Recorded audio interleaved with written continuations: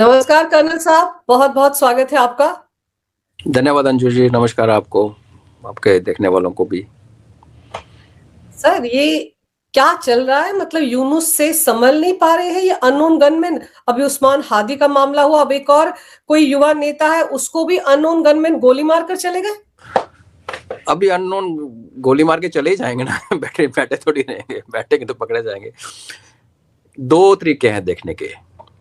एक तरीका तो ये है कि भाई जो यूथ, सो कॉल्ड यूथ ही थे ना, जो रिजीम चेंज करके लाए थे, रिजीम चेंज जो हुआ यूथ ने करवाया, तो उनको हरे भरे भाग दिखाए गए कि तुम हमें बस इसको शेख हसीना को बाहर निकालो, उसके बाद हम देखो बांग्लादेश का सुपर पावर बना देंगे।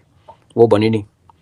ऊपर से यूनुस मियाँ को तो प्लांट किया गया था स्पेसिफिक पर्पस के लिए, तो उसने सारे जिहादी खोल दिए, जिन्होंने इनफैक्ट इनका एक किसी ज़माने में जो अभी बांग्लादेश गार्ड्स है ना, बॉर्डर गार्ड्स, ये पहले बांग्लादेश BDR होता था, बांग्लादेश राइफल्स, जैसे हमारी BSF है। तो इन्होंने म्यूटनी करके अपने DG को, उसके DDG को और बहुत सारे अफसरों को मारा था। और DG को तो कैसे मारा था, उसके ऑफिस में आर्मी क्वार्टर जो उनका BSF का जैसे हेडक्वार्टर होता है ढाका में, उस घुस के उसके सिर के ऊपर टीवी फोड़ा था। वो दूसरे वाला टीवी जो टूटता भी नहीं है, अभी वाले कौन से टूटते हैं, बड़ा हार्ड होता था, तोड़ दिया, सिर तोड़ गया उसका। उनके जो एक्यूज थे, जिनको लाइफ सेंटेंस, डेथ सेंटेंस, उसको भी छोड़ दिया। तो गदर मच गया। तो वो जो यूथ है, वो किसी भी देश में होगा ना, उसमें पेशेंस कम होती है। तो यूथ अभी पूछने लगा, भाई ये क्या हुआ, हम तो शेख हसीना को तो भगाए हुए 1.5 साल हो गया, अब हुआ कुछ नहीं। तो ऐसी वाली आवाज़ों को साइलेंस किया जा रहा है। हादी भी जो था, वो भारत को तो गालियां निकालता था, वो साथ में वो एंटी यूनुस भी हो गया था, और वो कह रहा था मैं इलेक्शन इंडिपेंडेंटली लड़ूंगा। हालांकि जब रजीम चेंज हुआ था तो वो एक लीडर था रजीम चेंज करने वाला, यही हाल इसका था। तो ये एक पहलू है जिसके ऊपर काफ़ी लोग ये कहते हैं कि देखो, अपनी जो अपोजिशन है यूनुस और जिहादियों के सामने, उसको ये ख़त्म कर रहे हैं। दूसरा ये है मेरा जो उसमें पॉइंट है कि देखिए, बांग्लादेश में लिंचिंग, लोगों को मारना कोई नई चीज़ नहीं है, ये मारते रहते हैं। लेकिन आज तक सिर्फ डंडे और कुल्हाड़ियों से मारते थे, गोलियां अब चलने लगी, तो हथियार तो कहीं से आ रहा है।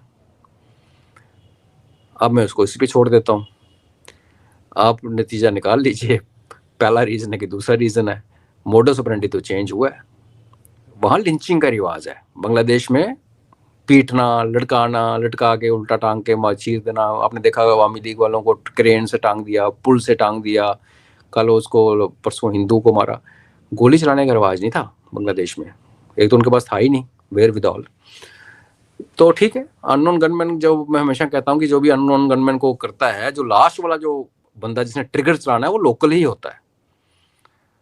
आप दूसरे देश के बंदे को एक दुश्मन देश में घुस के, फिल्मों में तो ठीक है, अदरवाइज इम्पॉसिबल होता है। तो आप क्या करते हो कि बाहर बैठ के, जहाँ आपने ठोकने हैं वहाँ के लोगों को तैयार करना पड़ता है, कुछ बंदों को, फिर उनको हथियार देने पड़ते हैं, पैसे देने पड़ते हैं, वादे देने पड़ते हैं, गोली वही चलाते हैं। अब यूनुस मियाँ ठुकवा रहा है, या जमात इस्लामी ठुकवा रही है, या बांग्लादेश का कोई पड़ोसी ठुकवा रहा है, कुछ कह नहीं सकते। बट यस, जब तक वो पकड़ा नहीं जाता, अननोन गनमैन है। हादी वाला भी नहीं पकड़ा गया, तो टर्म तो आपने बिल्कुल सही यूज़ की है, अननोन गनमैन। पीछे माइंड किसका पता नहीं। पर ये जो पहले वाले हादी के मामले में जो 24 घंटे का अल्टीमेटम दिया था, पकड़ लो हमलावरों को, और जब इस पे हमला भी हुआ था उसके कुछ घंटे बाद ही तो इसने चिल्लाना शुरू कर दिया था यूनुस ने कि भारत में भाग गए, पकड़ के लाओ। अब 24 घंटे का अल्टीमेटम जो दिया वो भी खत्म हो गया, और ये दूसरा शुरू हो गया। क्या मोतालेब सिकंदर इसका नाम है, जो जिसके गोली चली, अभी अस्पताल में शायद भर्ती है। तो क्या लग रहा है आपको कि सिर्फ अपने ये यूनुस जो है अपनी गद्दी को बचाने के लिए, वो युवा जो इसको डरा रहे हैं या इसके लिए चुनौती बन सकते हैं, उनको खत्म करवा रहा है? एक तो मैं आपको बताऊं, ये एक अननोन गनमैन ठीक नहीं है।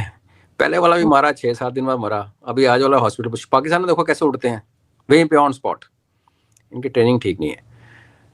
दोनों है, दोनों रीज़न है कि आप अपनी अपोजिशन की वॉइसेस को ख़त्म करें। दूसरा, आप उकसाएं। देखिए, इन्होंने हादी के टाइम पे क्या बोला कि भारत ने करवाया, वो बंदा भारत पहुंच गया, वो अंगलू बंगलू कंगलू बेवकूफ़ों की तरह हमारी एम्बेसी के सामने खड़े हो गए, न्यूज़ ऑफिस उड़ा दिए, 2 जला दिए। फिर BNC का लीडर, अपना उसका क्या है वो, बंगला नेशनल पार्टी का BNP का लीडर उड़ा दिया, घर जला दिया, उसकी बेटी मर गई, 2 बेटियां उसकी बुरी तरह से जल गई। तो ये फ्रेंजी क्रिएट की गई। उसका रीजन ये है कि चाहे जितने मर्जी अपोजिशन वॉइसेस को ये खत्म करे, यूनुस को पता है कि जब अगर फरवरी में वोट होंगे और अगर वो फेयर वोटिंग हुई तो यूनुस को एक सीट नहीं मिलने वाली। तो वो चाहता ही नहीं इलेक्शन हो। जब उसको इलेक्शन नहीं करवाना तो फिर क्या है तरीका कि आप अपने देश में ऐसी सिचुएशन क्रिएट करो जैसे आपने अपनी अपोजिशन की आवाज भी बंद कर दी गोली मार के, और लोगों को बोलो कि वो भारत ने करवा दिया, और लोग जो बांग्लादेशी फिर बांग्लादेशी हैं वो तो मेरे पीछे पड़े हुए थे। मेरे पे आधे घंटे का प्रोग्राम किया है बांग्लादेशी मेन टीवी से, मैं लिंक भेजता हूँ, देख लेना, आप समझ आती है बंगाली में। वो कह रहे हैं कि मैं मरवा रहा हूँ, मैं इन्वॉल्व हूँ, क्योंकि मैं उनको ट्विटर पर ठोकता रहता हूँ। इनको ये भी नहीं पता कि जो करते हैं वो सामने नहीं आते, और जो ट्विटर पे होते हैं वो करते हैं कुछ नहीं, पर कौन समझाए।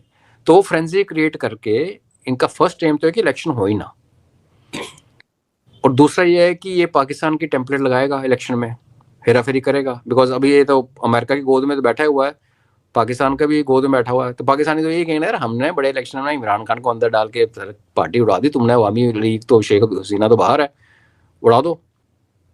पर बांग्लादेश पाकिस्तान नहीं है, बांग्लादेश में कोई बलूचिस्तान नहीं है, कोई KPK नहीं है, कोई POJK नहीं है, कोई सिंध नहीं है, एक ही है, और वो लोग हैं पागल, क्रेजी। आप इनकी वीडियो देखिए, 4-4 फुटे कह रहे हैं अगर हमने पैसा खर्चना बंद करिए तो भारत बैंकरप्ट हो जाएगा। मतलब कौन सी दुनिया में रहते हैं लोग। और इमोशनली चार्ज तो बंगाली आपको पता होते ही हैं। आप पुराने किसी भी क्रिकेट मैच को, बांग्लादेश और भारत का मैच खोल के देखिए, उसमें जो स्पेक्टेटर्स हैं जैसे वो बिहेव करते हैं, कोई वो टाइगर का टायर लेके आया हुआ है, कुछ मुंह में कुछ लगाया हुआ है, फिर मोदी जब धोनी उनकी पिटाई कर रहा था क्रिकेट में तो धोनी के पोस्टर के ऊपर उसको चाकू का वो सब वायलेंस। तो ऐसे देश में अगर आप फ्रॉड करोगे इलेक्शंस को, स्पेशली ये जो यूथ लीडर्स बीच में खड़े हैं ये बोलेंगे और फिर एक सिविल लड़ाई लग जाएगी। तो दोनों का इलाज क्या है कि अब इलेक्शन मत कराओ और फोकस जो है अपने बंदों को मरवाओ और फोकस जनता का शिफ्ट कर दो भारत के खिलाफ, बोलो ये मार रहा है। तो ये दो पर्पस हैं, और इसलिए आप देखेंगे कि हमारे यहाँ से कोई रिएक्शन नहीं आ रहा। वैसे भी जो गली में खड़े होकर कोई लीडर बोलता है कि हम 7 स्टेट को अलग कर देंगे, तो उसका जवाब हम और आप देंगे ना, ट्विटर पे देंगे, पॉडकास्ट में, मोदी साहब थोड़ी देंगे। अब उस बंदे की औकात क्या है। और तीसरी बात इसमें समझने वाली ये है कि आप किससे बात करोगे। अगर भारत कुछ बात करना चाहता है बांग्लादेश, किससे बात करे। यूनुस जो है वो प्राइम मिनिस्टर नहीं है। आर्मी का ये हाल है कि वो प्रोटेस्टर के हाथ जोड़ के बोले रुको रुको हमें बिल्डिंग खाली करना है फिर आग लगाना। तो इसीलिए आपने देखा होगा कि 3 दिन पहले हमारे आर्मी चीफ ने उनके आर्मी चीफ से बात की। पहली बार ऐसे हुआ कि एक डेमोक्रेटिक कंट्री का, और हमारा प्रिंसिपल है पाकिस्तान के साथ, ये तो मेन इशू था कि हम कहते थे भाई वहां पे कंट्रोल करता है पाकिस्तान में आर्मी, और हम डेमोक्रेटिक कंट्री होने के कारण हम पाकिस्तानी आर्मी से बात नहीं कर सकते। हमने बात करनी है पाकिस्तान के PM के साथ। पाकिस्तान के PM के पास ना औकात है ना करेज है कि वो कुछ डिसीजन ले सके। इसलिए आज हिस्ट्री खोल के देखिए, जब भी भारत और पाकिस्तान की बात हुई है वो हुई है एक डिक्टेटर के साथ जो कि प्रेसिडेंट बना हुआ है, जैसे मुशर्रफ।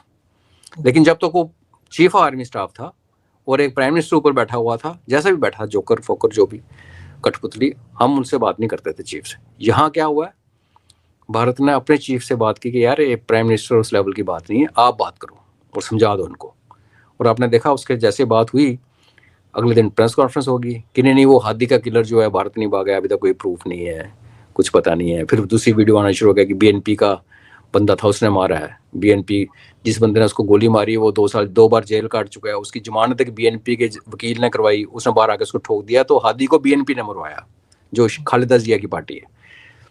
तो ये स्टेटमेंट वहीं से है ना, आफ्टर हमारे चीफ ने जब बात की। तो उनके जो कंगलू 4-4 फुटिए जो हैं सड़क पे जितना मर्जी कूदें, आर्मी उनकी समझती है कि जब पिटाई होगी तो बड़ी बुरी तरह से पिटाई होगी। सरकार को भी पता है, औकात नहीं है ना, देखो आप जितना मर्जी कूद लो, औकात भी होनी चाहिए ना थोड़ी सी। तो इस माहौल में फिर ऐसा है कि आप इस देश ना अंजू जी डूब रहा हो, मर रहा हो, जो एलीट होता ना उसकी ऐश होती है। जितना कन्फ्यूजन उतना ऐश। अभी शोर मचाएगा तो अमेरिका वाले डॉलर भेज देंगे, पाकिस्तान के पास औकात नहीं तो पाकिस्तान भी करता। तो ये गद्दी नहीं छोड़ना चाहते। हालांकि ये भी खबर आ रही है कि यूनुस जो कह रहा है, अभी उसकी ये डिमांड है अमेरिका में कि मेरे को UN का सेक्रेटरी जनरल बना दो, एक बार इलेक्शन करा लूंगा, इलेक्शन मैंने जीतने नहीं, और अगर मैं जबरदस्ती करूंगा तो सिविल वॉर हो जाएगी, तो मैं हार जाऊंगा और मैं निकल जाऊंगा, मैं बुढ़ा हो गया मेरे को। तो बहुत सारी कहानियां चल रही हैं, बट क्रक्स ये है कि सरकार जो वहाँ जो भी सरकार है, जो भी इसको पीएम तो नहीं है, वो एडवाइजर है, पता नहीं किसका है, वो नहीं चाहती इलेक्शन हो। और दुनिया गुस्सा होगी अगर इलेक्शन नहीं हुआ, प्रॉमिस किया हुआ है, तो उसको डाइवर्ट करने के लिए हमारे सिर के ऊपर ब्लेम डाल दो और मारो खुद बंदों को। ये कहानी है। और आप ये सोचो ना कि भारत विरोधी नारेबाजी कैसे हो रही है। हमारे हाई कमीशन या हमारे वो जो वीजा सेंटर है चटगांव वाला बंद करना पड़ा, वहां किस तरह की धमकियां दी जा रही हैं। वो जो हमारे डिप्टी हाई कमिश्नर है रंजन, उनके घर पर पथराव हो रहा है। मतलब सब कुछ भारत विरोधी हो रहा है। भारत ने इनको पाकिस्तानियों से आजादी दिलाई, अलग देश बनवाया, और आज भारत ही इनको बुरा लग रहा है। तो साफ लग रहा है ना कि पाकिस्तान का कितना दखल है आईएसआई का या जमात का। ये सब कुछ किया धरा तो उन्हीं का ही है। 71 में हमने अपने वहाँ 71 की जो लड़ाई की सक्सेस और उसकी तैयारी जो थी सारी RNW का काम था, हमारी रॉ ने किया था और आर्मी ने उसको एग्जीक्यूट किया था। उसके बाद हमने वहाँ से RNW को हटा दिया कि हो गया, छोड़ दो, देश अपने आप को बिल्ड करेगा। और वहाँ आ गई ISI। क्यों आई?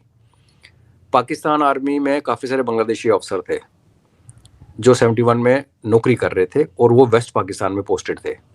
जैसे लड़ाई स्टार्ट हुई, लड़ाई से पहले ही जो ईस्ट पाकिस्तान जो कि आज बांग्लादेश बना हुआ है, उसमें जो बांग्लादेशी आर्मी अफसर थे पाकिस्तान आर्मी में, उन्होंने पाकिस्तानी आर्मी को छोड़ के मुक्ति बाहिनी ज्वाइन कर ली, विद्रोह कर दिया। और मैं बहुत बार मेंशन कर चुका हूँ, खालिदा जिया का हस्बैंड उस टाइम मेजर जिया था, बाद में जनरल जिया बना और उसने प्रेसिडेंट था, उस टाइम मेजर था। तो उसने भी छोड़ के वो एक मुक्ति बाहिनी का सीनियर लीडर बन गया था। क्योंकि 71 की लड़ाई जब शुरू हुई थी तो बांग्लादेश की जो इंडिपेंडेंट बांग्लादेश की सरकार जो थी इन एग्जाइल, वो कलकत्ता में बैठती थी, तो इनका आर्मी हेडक्वार्टर भी कलकत्ता में बैठता था। लेकिन ग्राउंड में जो लड़ रहे थे उसमें वो मेजर जिया बहुत प्रोमिनेंट था। तो उसकी जो वाइफ खालिदा जिया जो भी बेड पे पड़ी है कोमा टाइप में, इसको पाकिस्तानियों ने अपनी मेस में बंद कर लिया था, पाकिस्तानी ऑफिसर्स ने। और इसका फिर काफ़ी देर वो मोलेस्ट उसको करते रहे, दिन रात, टर्न बाय टर्न। वो प्रेग्नेंट हो गई थी और जब लड़ाई ख़त्म हुई तो जिया ने बोला कि मैं इसको डिवोर्स दे दूंगा, क्योंकि हमारे उपमहाद्वीप में ये रिवाज है कि भाई लेडी के सब कुछ हो गया तो उसका कसूर होना हो, भाई वो मेरे काबिल नहीं रही, है ना। तो तब मुजबिर रहमान ने नेशनल पॉलिसी अनाउंस की थी कि भाई यहाँ हर औरत ही प्रेग्नेंट है, तो हम इनको वीर माताएं, या ऐसे बंगाली में एक वर्ड है वो यूज़ किया गया कि इनको हम सम्मान देंगे, इनको विक्टिम रिकॉग्नाइज करेंगे और सहानुभूति रखेंगे। तो वो जो बच्चे पैदा हुए उनका DNA जो था पाकिस्तानी था। फिर जब लड़ाई खत्म हुई तो ये जो पाकिस्तानी वेस्ट पाकिस्तान में जिनके अफसर पोस्टेड थे, और पाकिस्तानी आर्मी पहले दिन से अमेरिका की गोद में बैठ गई थी जाके, और पहले ब्रिटिश थे फिर अमेरिकन, तो वो बड़ी स्टाइलिश आर्मी, पूरा आपको पता पाकिस्तानी आर्मी ऐश करती है, देश में दारू नहीं मिलती तो मैस में जाके आराम से पियो। वो लोग जब इधर आए ना वापस लड़ाई के बाद, जैसे हमने PW उधर भेज दिए, तो पाकिस्तानियों ने बांग्लादेशी अफसरों को वापस भेजा। जब तक लड़ाई लगती रही उनको पकड़ के रखा, डिटेन करके रखा, लेकिन उनको मिसट्रीट नहीं किया, क्योंकि उनके अपने आर्मी अफसर थे एक दिन पहले। वो जब वापस आए ना तो उनको दो चीज़ें फील हुई। पहले ये चीज़ हुई कि हम इतनी अच्छी आर्मी के साथ थे, पाकिस्तान आर्मी में रहते, UN जाते, फ़ॉरन घूमते, पढ़ते, ज़मीनें मिलती हमें, कोठियाँ डालते, हम कहाँ आ गए, हम पटके आ गए बांग्लादेश में, जिसके एयरपोर्ट में भी खड्डे पड़े हुए थे। तो उनको लगा कि सारा जो उनकी ऐशोप्रस्ती खत्म हुई है उसकी जिम्मेवार भारत है। और उसमें से कुछ अफसर जो उनके ISI में काम करते थे, जब वो यहाँ आए तो उनको पुराने दोस्तों ने कांटेक्ट कर लिया, रॉ यहाँ से निकल गई और ISI ने अड्डा जमा लिया। और उसके बाद क्या हुआ कि प्रेसिडेंट आते गए, मरते गए, कू होता रहा। 18 तो कू हुए हैं इनके तब से। पहला तो 75 में हुआ था, मुजीबुर रहमान को मार दिया था इन्होंने। तो इस देश में, बांग्लादेश में एक इंप्रेशन है कि जो भी मुजीबुर रहमान अवामी लीग की पार्टी है उसको भारत सपोर्ट करता है। तो अगर वो करप्शन करती है जो उसने की, शेख हसीना ने एंड में की, हमें मानना पड़ेगा, तो वो कसूर भी हमारा है। तो मुझे अभी जब मेरे पीछे पड़े हुए थे ट्विटर पे, तो बांग्लादेशी एक ने बोला, एक सेंसिबल भी था, बोला सर आप बताओ मुझे कि why should not we hate India, आपने शेख हसीना को इतना सपोर्ट किया। मैंने कहा मुझे एक एग्जांपल दो कि जहां भारत ने आपके इलेक्शंस में गड़बड़ की हो। आप ही नहीं चुना ना शेख हसीना को, हमने तो नहीं चुना। और कोई भी लीडर किसी भी देश का होता है, कोई किसी देश के साथ प्यार करता है, कोई किसी देश से प्यार करता है। हमें पता है हमारी अपोजिशन पार्टी तो MOU साइन करके बैठी है चाइना के साथ। तो इसमें चाइना का क्या कसूर है? कसूर तो हमारा ना, अगर हम उसको वोट देंगे, इसलिए हम उसको वोट नहीं देते। कभी 44 सीट्स पे रुक जाती है, कभी 99 पे, तो फिर वो चुप हो गया। बट ओवरऑल सेंस वहाँ ये उनको भरा गया दिमाग में कि तुम्हारे जितनी प्रॉब्लम्स यहाँ हैं, जो करप्शन कर रही है ये लेडी, ये भारत की उसका पिट्ठू है। खालिदा जिया जो थी वो एंटी भारत है, लेकिन वो भी करप्ट थी, तो उसको हटा के तो शेख हसीना को वोट दिया। शेख हसीना फिर 15 साल से टिकी रही, लोग कहते हैं इलेक्शन रिग किए। खालिदा जिया का बेटा जो अभी 25 तारीख को वापस आ रहा है लंदन से, 18 साल का एग्जाइल काट के, वो बंदा है जो ट्रक भर के हथियार हमारे नॉर्थ ईस्ट में जो नागा इंसर्जेंट, मणिपुर कुकी, उनको उन सप्लाई करता था, और शेख हसीना ने उसको पकड़ने के चक्कर में वहां से भाग गया था। अभी वो सारे वापस आ गए। तो ये हालात बद से बदतर होते जाएंगे। भारत ये सोचता है कि फरवरी का जो इलेक्शन ना होने का जो बहाना है वो हमारे सिर पे ना पड़े। इन्होंने जो करना अपनी प्रॉपर्टी जला रहे हैं, जलाते रहें। और अभी हमारे 5 में से 1 कंसुलेट बंद कर दिया है, धीरे धीरे बाकी सारे बंद हो जाएंगे, ढाका वाला बचेगा।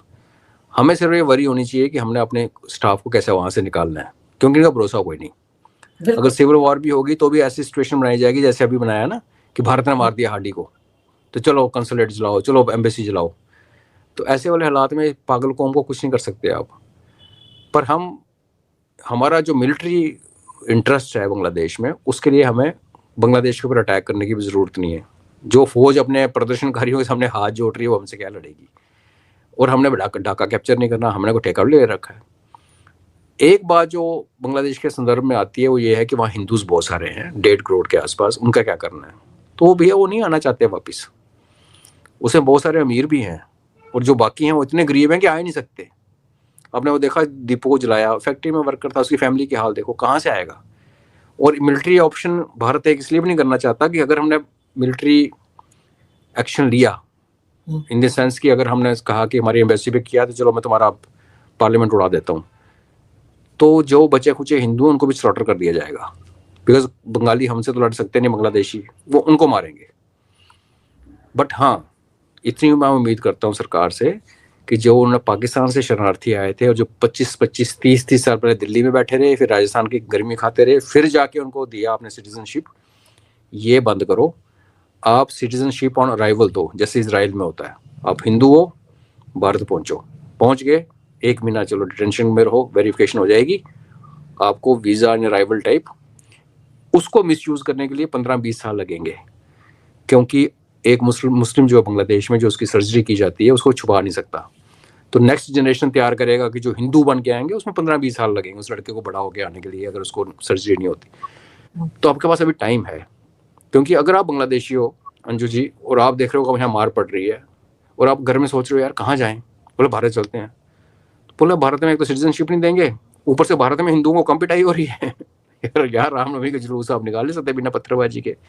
तो इंटरनल एक्सटर्नल एक मैसेज जो बाहर के हिंदूज को जाना चाहिए कि आप आइए, आप सेफ हो, और भारत में हिंदूज प्रायोरिटी हैं। तो ये 3-4 कुछ चीज़ें हैं जो हम नहीं कर पाए। बांग्लादेश हमारी प्रॉब्लम नहीं है, बांग्लादेश बांग्लादेशियों की प्रॉब्लम है। वो एक दूसरे को जलाएं, अपनी गाड़ियां फूकें, अपने न्यूज़ ऑफिस फूकें, वो उनकी तकलीफ है, हमें क्या मतलब है।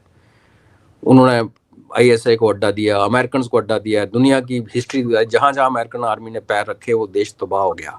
चाहे वो इराक था, चाहे वो लीबिया था, चाहे वो अफगानिस्तान था, वियतनाम था, जहाँ तो ये डिस्ग्रेस होके भागे हैं वहाँ से, अगर वहाँ रहे तो देश बर्बाद हो गए। तो उन्होंने वो रास्ता चुन लिया, तो हम कौन होते हैं रोकने वाले। पर हमें अपना स्ट्रेंथ और अपना जो हिम्मत है वो दिखानी चाहिए। जैसे हिंदुओं पे अत्याचार हो रहा है, चीफ साहब ने बात की, नहीं मानते, कल आप बे बंगाल में ब्लॉकेट लगा दो। USA ने लगाया ना वेनेजुएला पे बिना मतलब के, वहां तो कोई क्रिश्चियन किसी को नहीं मारा जा रहा ना। हम अपने, और जो बांग्लादेश में मारे जा रहे हैं उसमें क्रिश्चियंस भी हैं, माइनॉरिटीज में सबको ठोक रहे हैं, वो क्रिश्चियंस को भी मारते हैं, हिंदुओं को भी मारते हैं। तो हम ब्लॉकेट क्यों नहीं लगा सकते। और ब्लॉकेट लगाने के लिए हमने कोई पूरी नेवी थोड़ी मूव करनी है, 2 जहाज बहुत हैं। बे बंगाल हमारा अपना बैकयार्ड है। हम भी थोड़े हेजिटेंट हैं कि इलेक्शन का नहीं होने का आरोप हम अपने सिर पे नहीं लेना चाहते। जब से हिंदुओं पर दीपू राय की बात हुई है उसके बाद से हमारा ऑपोजिशन कैसा हो गया है। थैले तो ये फिलिस्तीन के लेकर पहनकर घूमते हैं, हाँ, तब तो इनको बड़ी हमदर्दी होती है। लेकिन पिछली बार भी आप याद कीजिए, अभी 1 साल पहले जब हिंदुओं पर अत्याचार हो तब भी हमारा विपक्ष नहीं बोला था। लेकिन इस बार एक सुर में सबके सब, भारत कोई एक्शन क्यों नहीं लेता है, भारत अटैक करता है? मोदी सरकार क्या कर रही है? हिंदुओं के लिए कुछ क्यों नहीं कर रही? वीएचपी को आगे आना चाहिए, आरएसएस को आगे आना चाहिए, बजरंग दल आगे आए, आगे तो जाए, हम पीछे से आएंगे। अरे भाई, तुम थैले पहन के घूम जाओ, पहुंच जाओ बांग्लादेश की एम्बेसी के सामने, वो नहीं कर रहे हैं। बेसिकली ट्रैप है। बिल्कुल, पिछली बार जूते पड़े और इस बार लाइक आप कहा कि इसका इम्पैक्ट दिखेगा उनको कि इलेक्शन पोस्टपोन हो जाएंगे, जो अमेरिका और यूएस चाहते हैं उनका पर्पज हल हो गया और यहाँ पे हम कुछ करेंगे और बांग्लादेशी हिंदू और मारे जाएंगे, तो फिर ये उल्टा वार करेंगे हम पे। देख लिया, मरवा दिए तुम लोगों ने इतने, तुम्हें ऑपरेशन करने नहीं आते। तो ये तो है कैच 22 सिचुएशन है। जब घर के अंदर जब गद्दार पैदा हो तो ऐसा हमेशा होता है, और इसलिए मैं हमेशा कहता हूँ कि पाकिस्तान को निपट लेंगे, बांग्लादेश को क्या निपटना, घर के अंदर सफाई बहुत ज़रूरी है। और ये जो उबल उबल के निकलते हैं ना ये लोग बाहर, इनका I am sure government is keeping A record, इनको सीधा करना ज़रूरी है। कैसे वो मदनी आगे यहाँ जिहाद की बातें करता है, कैसे, क्या हिम्मत है उसकी बोलने की। और बांग्लादेश में अभी क्या मजा है कि अगर ये जमायती जीत गए, जो कि लग रहा है इलेक्शंस होंगे ना, तो स्टूडेंट और जमायती, स्टूडेंट्स फिर बेवकूफ़ बनाया जाएगा, तो वहाँ शरिया लॉ लगने का एक चांस है। तो इन एंटिसिपेशन जो हमारे बांग्लादेश में, क्योंकि होमोजीनियस स्प्रेड है हिंदूज का, पूरे बहुत डेंसली पॉपुलेटेड है बांग्लादेश, छोटी से इलाके में 25-27 करोड़ लोग, लेकिन बॉर्डर एरियाज में हिंदूज जगह जगह पे मेजॉरिटी में भी हैं कि इन डिस्ट्रिक्ट में। तो आई थिंक हमें ये करना चाहिए कि अपने दरवाजे खोलने चाहिए हिंदूज के लिए। 1.5 करोड़ हैं, तो अगर 50 लाख भी आ जाते हैं हम उनको एब्जॉर्ब कर लेंगे। हमारे पास यहाँ 10 करोड़ बांग्लादेशी घूम रहे हैं, उनको उठा के हमने फेंकना ही है, तो कुछ नहीं फर्क पड़ता। जो हमारी फैक्ट्रीज में काम करते थे, जो आपके घर में आया काम करती है बांग्लादेशी, आपको बड़ा प्रॉब्लम होगी कैसे जाएगी, तो वो आ जाएगी हिंदू बांग्लादेशी। तो कुछ मैं कह रहा हूँ कि भारत को मिलिट्री में उलझने से पहले ये सब करने पड़ेंगे। अपने देश को हिंदुओं के लिए वेलकम बताना पड़ेगा, जब जरूरत पड़ेगी चीफ आर्मी उनसे बात करेंगे, नहीं मानते तो ब्लॉकेट लगाइए, कुछ ना कुछ करना पड़ेगा। और रही बात मिलिट्री ऑप्शंस की, तो मिलिट्री ऑप्शंस में कुछ गैरिसन बन रहे हैं और काफ़ी हमारे मीडिया में शोर मचा हुआ, देखो जी वो 3 गैरिसन वहाँ बन रहे, चौथा वो गैरिसन हम बांग्लादेश के लिए नहीं बना रहे यार, प्लीज़। तो इज्जत की बात होती है। अब बांग्लादेश के लिए गैरिसन बनाओगे, बांग्लादेश में तो हमारे आर्मी भेजने की जरूरत नहीं। जो हमारा इंटरेस्ट है बांग्लादेश में कॉरिडोर चौड़े करने का, वो तो पुलिस एक्शन है, सीआरपीएफ कर लेगी, बीएसएफ ही कर लेगी। वो गैरिसन का कुछ और मतलब है, वो हम किसी और तरफ देख रहे हैं जहां हमारा मेन दुश्मन है। पर ठीक है, माहौल बना हुआ है, लोग खुश होते तो होने दो, हमें क्या पड़ी। पर समझना चाहिए कि ऐसा है नहीं जो दिखता है।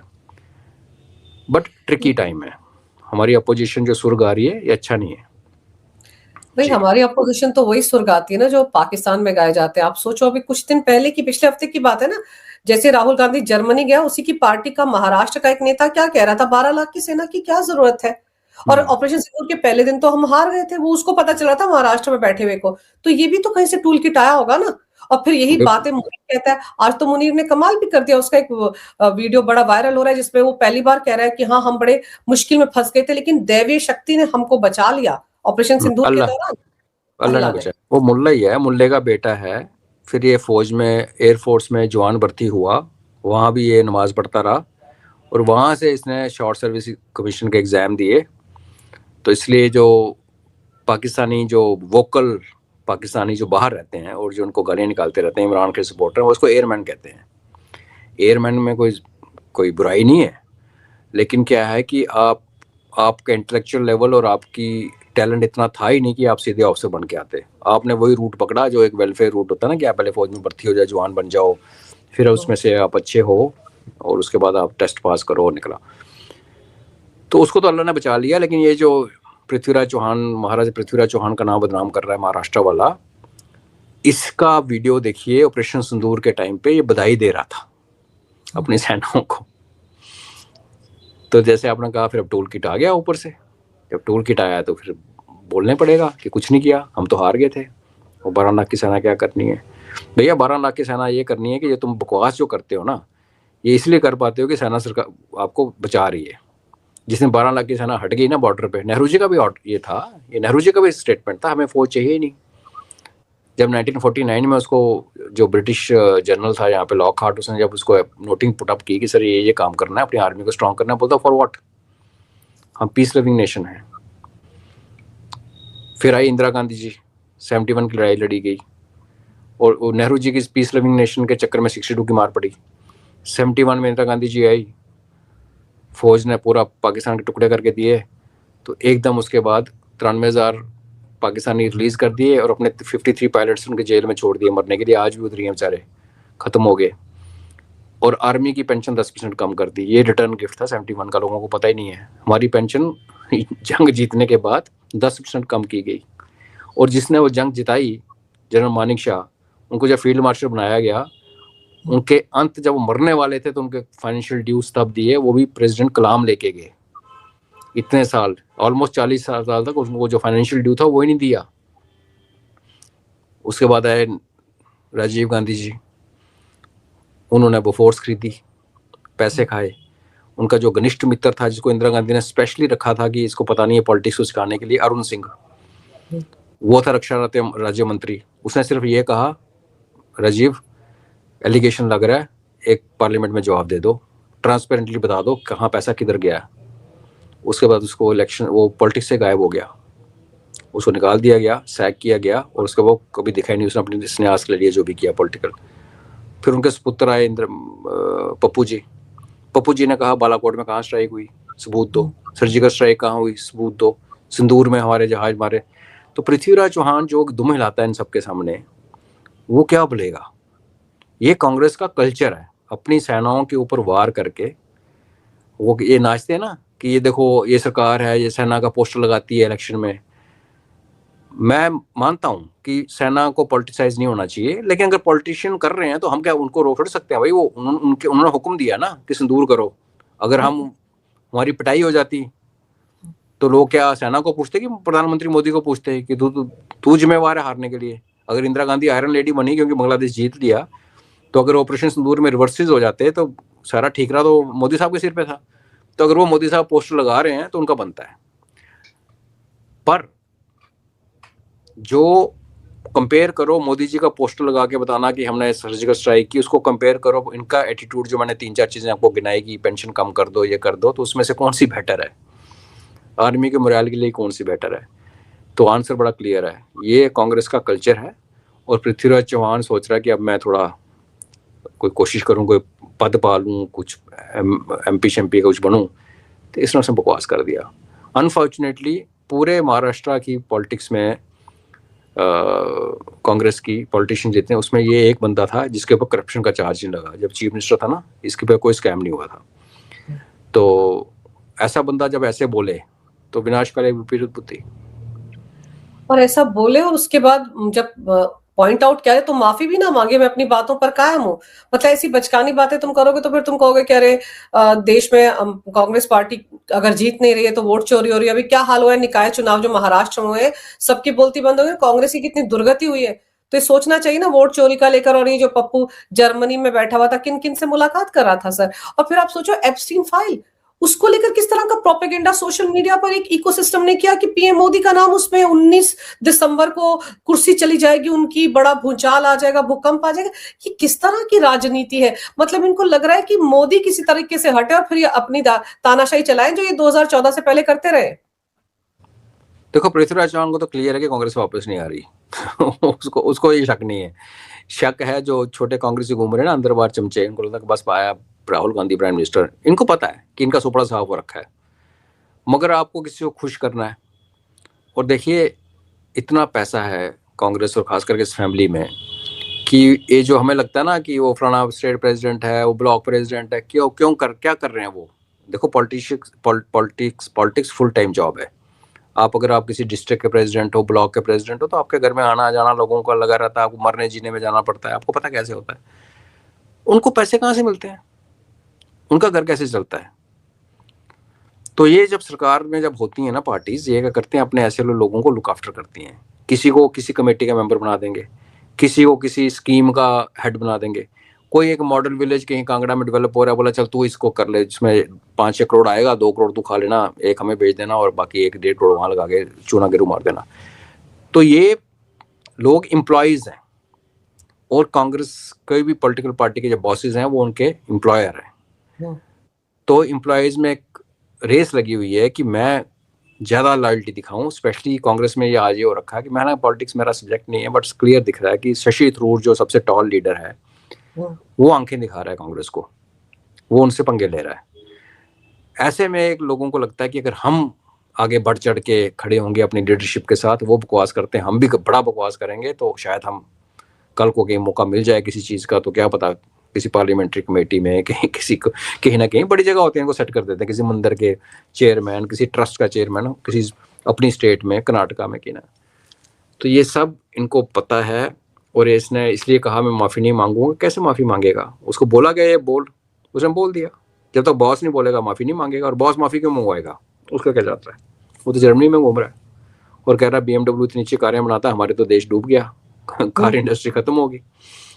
टाटा सेरा ने लॉन्च कर दी 11 लाख रुपए में सुपर बढ़िया कार, और थार आई थी तो 6 महीने वेटिंग पीरियड था, इंडस्ट्री बंद होगी। अभी दिवाली पर इतना सामान बिका है, करोड़ों का कमाई हुई है, वो नजर ही नहीं, अरबों का वो नजर नहीं आ रही ना इस कंपनी को। नजर आता है अंजू जी, उनको लगता है कि आप और हम बेवकूफ हैं। वो लोग सुनते हैं ना, 30% सुनता है ना देश जो उनको वोट डालता है, वो यही बकवास सुनकर तो सुनता है। जब ये इलेक्शन हुए 2024 के रिजल्ट आए, तो फिर एक किसी ने पूरा पॉडकास्ट की थी कि सभी एस्ट्रोलॉजर ने बोला था 400 पार हो रही है बीजेपी, सब ने, एक को छोड़ के। वो प्रोग्राम यही था कि एक बंदा है जिसने कहा था कि नहीं मुश्किल है, बाकी सब ने ओ 400 पार 400 पार। तब किसी ने बोला होगा कि भाई अभी बहुत कष्ट आने वाला है, संकट आने वाला है, मोदी जी की कुंडली में ये आ गया वो आ गया, तो सरकार को खतरा है। भाई सरकार को खतरा है, अंदर से खतरा है। अंदर हमारे यहाँ पे बड़ी बॉम्ब ब्लास्ट जो अगर नहीं हम काबू करते टाइम से, अंजू जी, कितने लोग मरते। वो जो रिसिन खिला रहा था गुजरात में, वहां कितने सो जाते। बिल्कुल। तो सरकारें हिल जाती हैं। खतरा था, लेकिन कुछ महादेव की कृपा रही, एजेंसी जागी हुई थी। तो इन्होंने अभी ये शुरू किया कि चल भाई ये लगा लो ये लगा लो, प्रेशर डालो गवर्नमेंट के ऊपर, क्योंकि गवर्नमेंट थोड़ी सी ऑफेंसिव मोड में चल रही है इस टाइम। सुप्रीम कोर्ट भी पहली बार, स्पेशली ये नया चीफ जस्टिस के अंडर, थोड़े बड़े बैलेंस्ड वर्डिक्ट दे रहा है जो लोगों को पसंद नहीं आ रहा। तो किसी ना किसी तरीके से करना था, और कहीं एक फोटो आ जाता, और हमें लग रहा था कि एक फोटो ये जो इतना बकवास कर रहे हैं AI से बना रहे कोई ना कोई AI से बना रहे हैं कुछ ना कुछ, और इन्होंने कोशिश की होगी, मेरी बात माने, कोशिश की भी होगी, इनकी चली नहीं। In any case Epstein file अभी पूरी रिवील नहीं हुई है, अभी तो एक पार्ट आया है, उसमें अभी 2-3-4 पार्ट और आने हैं। ये कहीं ना कहीं करने की कोशिश करेंगे, और हमें देशवासियों को सतर्क रहना चाहिए कि किसी भी फोटो को देखते पहले टूट मत पड़ना थोड़ा टाइम लेना, ऐसा कुछ नहीं है। हमारा क्या, जिस टाइम की एप्स्टीन फाइल बनी तब मोदी जी क्या थे, उनका तो US का वीजा बैन था। जब गुजरात में थे उनको US में जाने नहीं देते थे, वीजा डिनाई किया होता। तो लोग थोड़ा कॉमन सेंस लगाओ यार, और फिर देखते हैं जी। अच्छा, एक चीज और, जो ये बांग्लादेश में जो वहां का गृह मंत्रालय, वहां पर जो एडवाइजर है जहांगीर आलम चौधरी, उसने भी तो इस्तीफा दे दिया है। क्या उसकी भी 36 का आंकड़ा हो गया है इसके साथ, यूनुस के साथ? उसकी इस्तीफे की वजह क्या हो सकती है आपके हिसाब से? जैसे मैंने कहा, हादी जो था यूनुस का बहुत बड़ा फैन था रिजीम चेंज के टाइम पे। बाद में हादी भी अलग हो गया था, तभी मरवाया उसको, क्योंकि क्लियर दिख रहा है कि अगर फेयर इलेक्शंस हुए बांग्लादेश में तो यूनुस नहीं जीतेगा। तो यूनुस के साथ रुकना मतलब अपनी हार निश्चित करना है, तो अब छोड़ दो। अगर अनफेयर हुए तो खून खराबा होगा, उसका ठिकाना भी आपके सिर पे इतिहास ठोकेगा कि ये मिनिस्टर थे UN। तो पॉसिबल है, पता नहीं किस रीजन पे दिया है, but there is a possibility कि यूनुस की धीरे धीरे धीरे यहाँ से लोग इसका साथ छोड़ना शुरू कर देंगे फरवरी आते आते, क्योंकि उसका भविष्य जो है अंधकार दिख रहा है क्लियर जी। बिल्कुल, और उसको अपना भविष्य अंधकार में दिख रहा है, इसीलिए वो कोशिश कर रहा है कि पूरे बांग्लादेश को अंधेरे में धकेल दिया जाए। इसीलिए भारत के साथ पंगे ले रहा है। उसको पता नहीं, भारत ने एक बार अगर आंखें तरे दी तो अगर उनको अलग देश बना सकता है तो कुछ और कांड भी हो सकता है। ये याद रखना चाहिए ऐसे लोगों को। लेकिन चलिए, कहते हैं ना कि वो जो अमेरिका है उसकी शय में उछल कूद मचा रहा होगा, भारत के साथ ट्रेड डील नहीं हो पा रही है अमेरिका की, तो इस तरह के रायते फैलाएगा भारत के लिए। लेकिन सर, आपने समय निकाला, बहुत ही विस्तार से इस विषय पर बड़ी ही अहम जानकारी मेरे दर्शकों को दी। आपका बहुत बहुत धन्यवाद। नमस्कार, जय हिंद। नमस्कार, जय हिंद, जय भारत। जय भारत।